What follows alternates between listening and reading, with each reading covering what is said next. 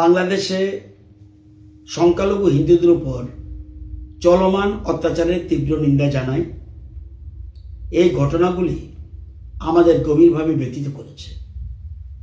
আমরা উদ্বেগের সঙ্গে লক্ষ্য করছি বাংলাদেশে বসবাসকারী বহু হিন্দু পরিবার আজ বিপন্ন এবং নিরাপত্তাহীনতায় ভুগছে। তাদের ঘরবাড়ি, তাদের জীবন, তাদের বিশ্বাস সবকিছুই আক্রমণের মুখে। ময়মনসিংহে হিন্দু যুবক দীপুচন্দ্র দাসের নির্মম হত্যাকাণ্ড এই বাস্তবতাকে আরও স্পষ্ট করেছে।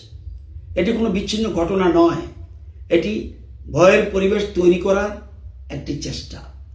একটির পরে একটি মন্দির আক্রমণের শিকার হচ্ছে। ঢাকেশ্বরী জাতীয় মন্দির, যশোরেশ্বরী কালী মন্দির, ইস্কনের মন্দির ও আশ্রম, এগুলি কেবল উপাসনালয় নয়, এগুলি মানুষের আশ্রয়, বিশ্বাসের কেন্দ্র। সংস্কৃতির উপরেও আঘাত আসছে। রবীন্দ্রনাথ ঠাকুরের কাচারি বাড়ি ভাঙা হয়েছে, রাহুল আনন্দের বাড়ি পুড়িয়ে দেওয়া হয়েছে। এতে শুধু ইট পাথর নয়, একটি ইতিহাস ক্ষতিগ্রস্ত হয়েছে।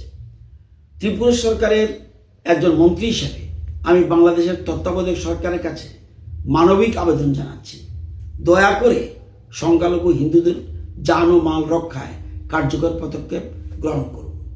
দোষীদের বিরুদ্ধে কঠোর ব্যবস্থা নিন। আমরা বিশ্বাস করি মানবতা এখনো বেঁচে আছে, ন্যায় এখনো সম্ভব।